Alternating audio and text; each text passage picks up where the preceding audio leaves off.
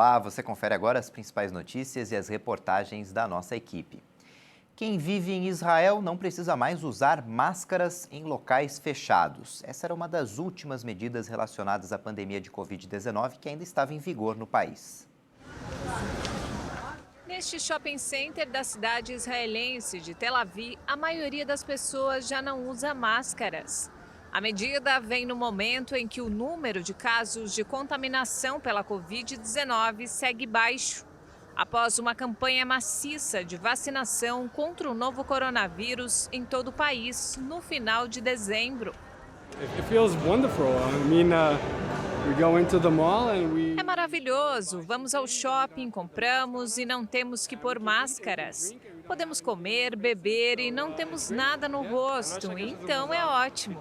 É estranho, não vou mentir. De repente você vê sorrisos, de isolar ou apenas vê o rosto descoberto pela máscara.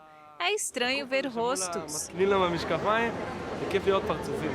Os israelenses não precisam apresentar certificados de vacinação para entrar em restaurantes e locais de entretenimento. Os limites de capacidade de pessoas em empresas também foram suspensos. Apesar de relaxar as restrições sanitárias para os habitantes, desde o início de junho, os visitantes ainda precisam obedecer à quarentena. Mais de 5 dos 9.300.000 israelenses receberam as 2 doses do imunizante, o equivalente a 55% da população. O governador de Nova York, Andrew Cuomo, anunciou que o estado retirou as últimas restrições impostas por causa da Covid-19. A iniciativa só foi possível porque mais de 70% dos adultos receberam ao menos uma dose da vacina contra o coronavírus. Nova York é o primeiro grande estado americano que alcança esta marca, a qual o presidente Joe Biden quer chegar em todo o país antes do Dia da Independência, em 4 de julho. O estado de mais de 20 milhões de habitantes foi o epicentro nacional da pandemia e registrou mais de 42 mil mortes desde março de 2020. Destes óbitos, mais de 33 mil foram na cidade de Nova York, a maior do país. Tanto a cidade quanto o estado adotaram medidas muito rígidas para conter o avanço do vírus. As restrições foram levantadas progressivamente e incluíam toques de recolher, fechamento total de restaurantes e outros comércios e aulas online para os estudantes. A vacina da AstraZeneca tem eficácia de mais de 60% contra a variante identificada na Índia. Já contra a variante do Reino Unido, a proteção é maior. Em parceria com a Universidade de Oxford, o imunizante tem eficácia de 64% contra a variante Delta do coronavírus, primeiramente identificada na Índia. Já a proteção contra a variante Alfa, detectada originalmente no Reino Unido, é de 74%. No Brasil, as doses da AstraZeneca são envasadas pela Fundação Oswaldo Cruz e utilizadas pelo Ministério da Saúde no Plano Nacional de Imunização. A vacina também tem eficácia de 92% contra hospitalizações entre infectados com a variante da Índia e de 86% no caso da variante do Reino Unido. Um estudo preliminar apontou que a vacina da empresa americana Novavax tem eficácia geral de 90% contra a Covid-19. Já para casos moderados e graves, a eficiência foi de 100%. Os índices se referem a um estudo de fase 3, o Prevent-19, feito com cerca de 30 mil pessoas. A cada 2 participantes que receberam a vacina, um recebia o placebo. Houve 77 casos de Covid-19 entre os participantes, sendo que 63 estavam no grupo placebo. Os outros 14, que faziam parte do grupo da vacina, foram todos casos leves. Os dados preliminares do estudo feito nos Estados Unidos e no México apontaram uma eficácia geral de 90% e de 100% contra casos graves e moderados da Covid-19. E com relação às variantes, a eficácia da vacina foi de 93,2%. Os resultados ainda não foram publicados em revista científica. A Novavax já havia divulgado em janeiro resultados preliminares de testes feitos no Reino Unido com eficácia de 89,3%. Os estudos também foram feitos na África do Sul e concluíram uma eficácia global de 49,4%. Um novo tratamento contra a Covid desenvolvido pelo grupo AstraZeneca não trouxe os resultados esperados. O tratamento com anticorpos, denominado AZD7442, pretendia prevenir e tratar a doença, mas não deu resultados. O tratamento estava na fase 3 de desenvolvimento quando são realizados testes clínicos em larga escala para medir a segurança e eficácia. Os 1.121 participantes eram adultos com mais de 18 anos, não vacinados e que foram expostos a uma pessoa infectada nos 8 dias anteriores. O tratamento reduziu o risco de desenvolver Covid-19 com sintomas apenas em 33% dos participantes. Os testes para avaliar o remédio em pacientes antes da exposição ao vírus e nas pessoas que desenvolveram formas graves continuam. A pesquisa é financiada pelo governo dos Estados Unidos, que assinou acordos com o AstraZeneca para receber até 700 mil doses este ano. A AstraZeneca continua enfrentando problemas com sua vacina contra a Covid-19, suspensa em vários países europeus depois que alguns problemas sanguíneos foram registrados em pessoas vacinadas. Algumas pessoas que tomaram a vacina contra a Covid-19 tiveram dor de cabeça e febre. E para aliviar os sintomas, tomaram medicamentos que têm como princípio ativo paracetamol. Mas a Anvisa, a Agência de Vigilância Sanitária do Brasil, fez um alerta para o uso desses remédios depois da imunização. Bastante popular no Brasil, o paracetamol é um medicamento com ação analgésica e antitérmica, que dispensa a prescrição de receitas. Por conta dessa facilidade de acesso, muita gente utiliza o remédio para controlar a febre e aliviar muitos tipos de dor, em especial dor de cabeça. A Michele é uma que recorre ao uso com frequência. O paracetamol eu uso geralmente quando eu tenho dor de cabeça. É uma medicação que eu costumo tomar quando eu estou com dor de cabeça. Geralmente quando eu já deixo até na mochila. Eu estou com dor de cabeça, já pego o paracetamol para tomar. Mas o uso indiscriminado, ao invés de fazer bem, pode ser prejudicial à saúde, inclusive após a imunização contra a Covid-19. Muitas pessoas que foram vacinadas relataram reações desagradáveis. Os sintomas mais comuns são febre, cansaço, dores de cabeça e no corpo. Recentemente, a Anvisa recomendou que o uso do paracetamol seja feito com cautela, principalmente se for para aliviar dores e febre após a vacinação contra a Covid-19. O uso indiscriminado pode levar a eventos adversos graves, incluindo hepatite medicamentosa e até a morte. O que preocupa os especialistas é o uso excessivo de medicamentos à base de paracetamol para diminuir esses efeitos. As vacinas, a despeito de tudo que está se falando na internet, elas são bastante seguras. E as reações adversas que tem são aquelas que a gente observa também com outras vacinas. Então, dor no local da aplicação, às vezes um pouco de dor de cabeça. Esses sintomas eles podem ser resolvidos com outros antitérmicos. Pode ser utilizado, por exemplo, a dipirona. Então, não é indicado o uso do paracetamol após a aplicação da vacina? Então, a princípio, depois dessa recomendação da Anvisa, a gente tem evitado. Os especialistas consideram abusivo o uso prolongado do medicamento e alertam que o paracetamol pode causar intoxicação e danos ao fígado. O problema é que quando são utilizadas doses mais altas do que essa recomendada e alguns perfis de pessoas que têm maior risco de desenvolver hepatite pelo paracetamol. A gente sabe que nos Estados Unidos e na Europa, o paracetamol ele é responsável por quase 50% dos casos de insuficiência hepática e até por 20% dos transplantes realizados. A Anvisa recomenda cautela ao usar o medicamento, sempre observando a quantidade máxima diária e o intervalo entre as doses, de acordo com as orientações contidas na bula para cada faixa etária. O fluxo de iates luxuosos em Dubai, nos Emirados Árabes, está voltando ao normal e atraindo turistas. Iates até onde a vista alcança no cais da Marina de Dubai. Com o retorno do turismo, as viagens a bordo desses luxuosos barcos nos lagos artificiais se tornaram a nova moda nesses tempos de pandemia no movimentado Emirado do Golfo. As medidas de confinamento foram flexibilizadas e a situação voltou quase à normalidade. Agora as pessoas optam por algo seguro e de acordo com as regulamentações frequentam junto a familiares e amigos. Tanto residentes quanto turistas sonham com cruzeiros para relaxarem. Mas se entrar por 3 horas em um barco de 42 metros de comprimento pelas tranquilas águas de Dubai, pode custar até $4.850. O valor é, em geral, compartilhado entre os passageiros a bordo. Conhecida por suas torres gigantescas e pela ostentação de luxo, Dubai tem a economia mais diversificada do Golfo, uma região que depende principalmente do petróleo.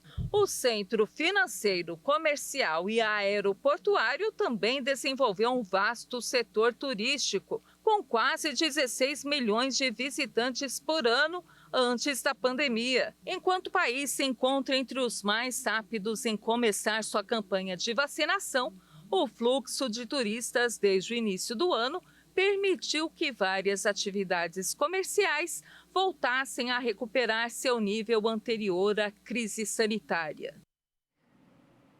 Depois do intervalo, tem as imagens da areia do Saara atravessando o Oceano Atlântico. Vamos já.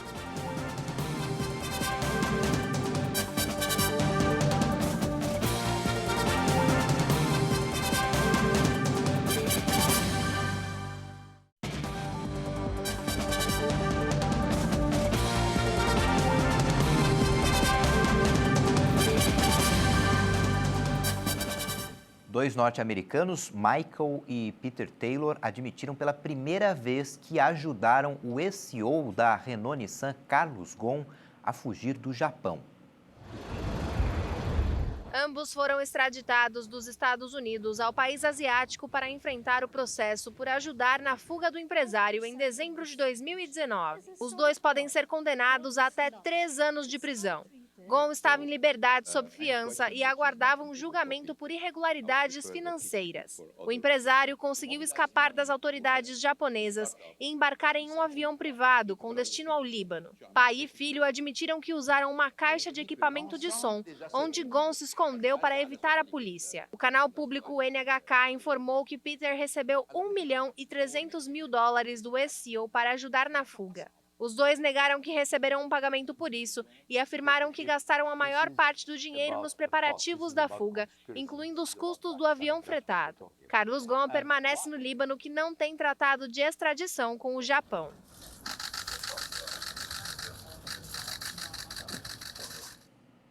A temperatura do planeta já teria superado um ponto que não tem mais retorno. A advertência de um possível aquecimento irreversível foi feita pelo cientista alemão que comandou a maior expedição enviada ao Ártico. Markus Rex disse que apenas o estudo dos próximos anos nos permitirá saber se ainda podemos salvar a camada de gelo do Ártico presente o ano todo graças a uma proteção do clima ou se já atravessamos o ponto de não retorno. A afirmação foi feita 8 meses após o retorno da missão internacional que passou um ano no Ártico. Rex detalhou que o desaparecimento do gelo do verão ártico é um dos primeiros pontos de não retorno a que chegamos quando vamos longe demais no aquecimento. Se este ponto irreversível for ultrapassado, isso pode agravar ainda mais o aquecimento com o desaparecimento da calota polar da Groenlândia ou o degelo de zonas amplas do permafrost do Ártico. A maior expedição enviada ao Polo Norte, chamada Mosaic, retornou à Alemanha em outubro e seus líderes alertaram sobre a ameaça que existe para a camada de gelo que desaparece a uma velocidade dramática.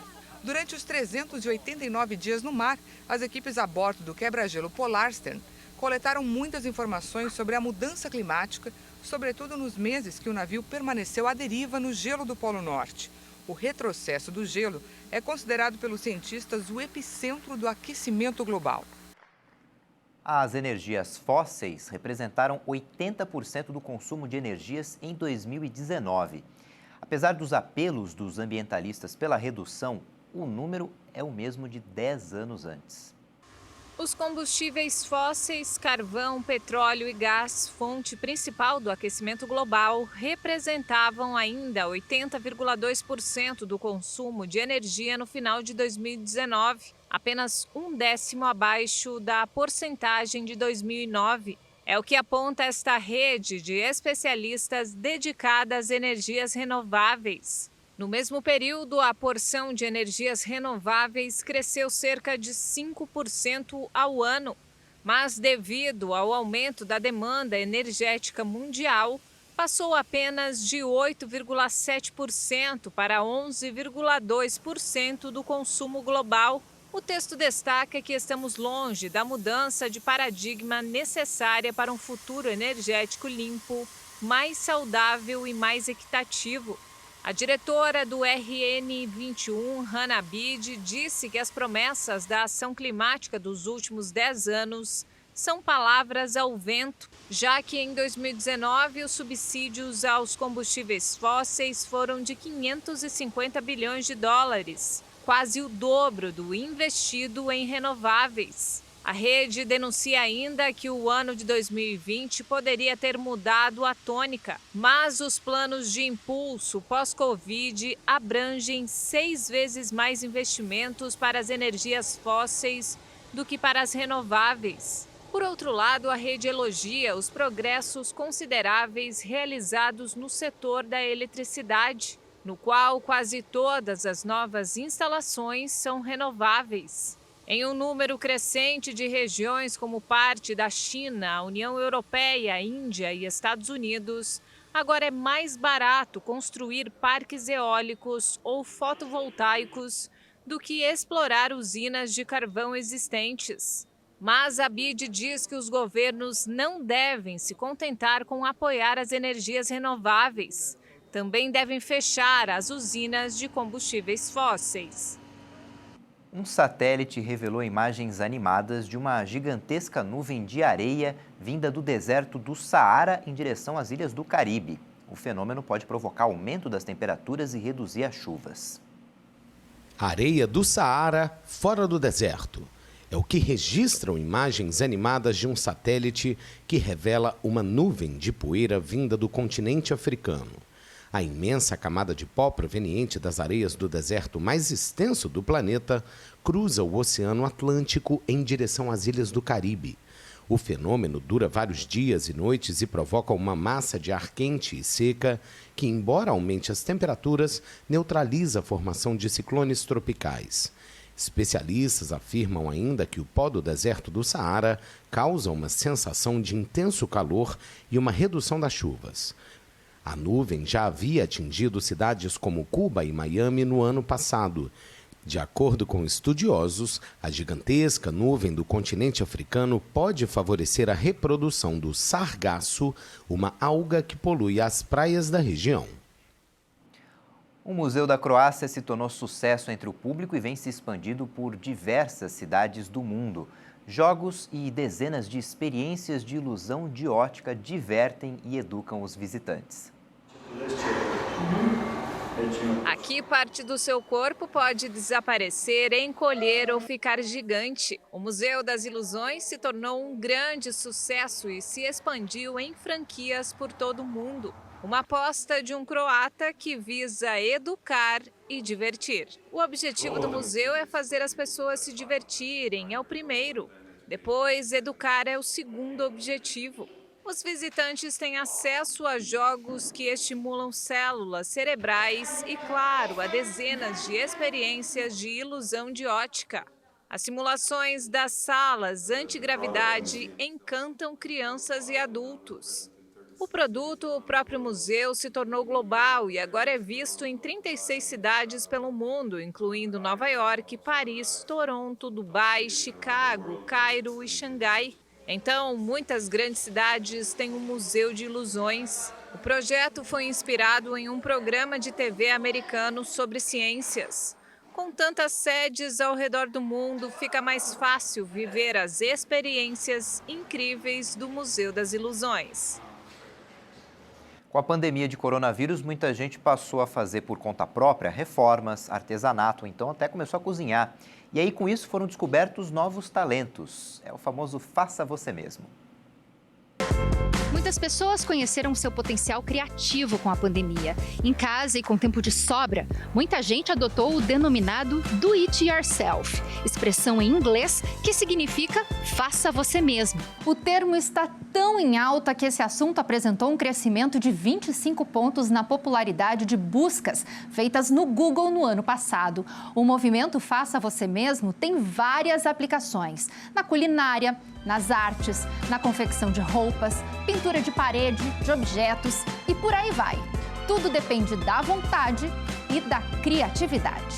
Por conta do confinamento imposto pela Covid-19, muitos passaram a realizar por conta própria uma série de atividades que vão desde reformas e mudanças na decoração do lar, produção de objetos de artesanato e utilidades domésticas, customização e produção de peças de roupa e até incursões culinárias. É o caso da Bárbara, que durante a pandemia aprendeu a fazer tricô, uma antiga paixão que ela finalmente conseguiu colocar em prática. E a Bárbara já confeccionou várias peças. Foi uma coisa assim que no começo eu fiquei só curiosa mesmo, mas aí eu comecei a querer fazer mais e me interessei mais, comecei a querer criar peças novas e aí é um caminho sem volta, né? Eu tenho 3 criações minhas que eu criei realmente a receita, né? A peça em si, que é esse gorrinho aqui, que é o gorro Samira, chamo ele de gorro Samira.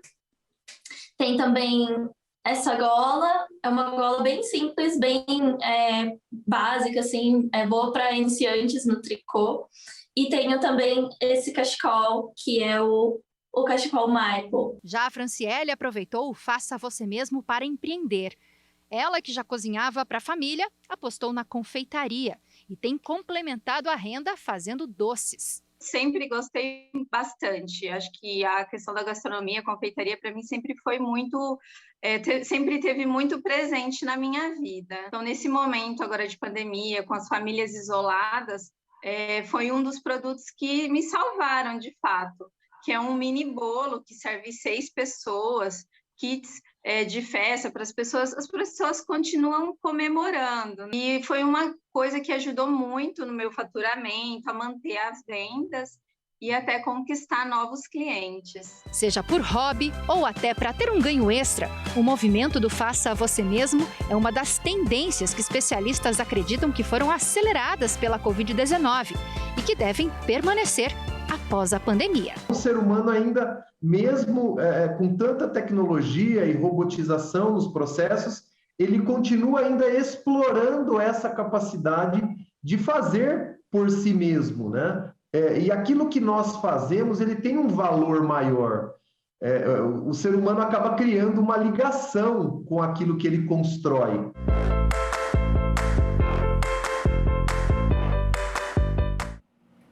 Uma partida de futebol na Polônia foi interrompida de uma forma inesperada. Um paraquedista teve que pousar no campo e ainda levou cartão amarelo. A filmagem mostra o salto. Tudo parecia ir bem até o momento em que o paraquedista aciona o equipamento principal e ele não abre. Rapidamente o homem aciona o paraquedas reserva. A reviravolta inesperada faz com que o paraquedista decida fazer um pouso de emergência. Com a aproximação rápida do solo, o homem escolhe um campo de futebol como opção mais segura. Mas ele não tinha ideia que rolava uma partida da 3ª divisão do campeonato polonês. O pouso interrompeu o jogo, que só foi retomado após o paraquedista recolher o seu equipamento e deixar o campo. Felizmente, ninguém ficou ferido, embora o paraquedista tenha recebido um cartão amarelo de um árbitro bem-humorado. Essa edição fica por aqui. Obrigado pela companhia. Até a próxima edição. Tchau.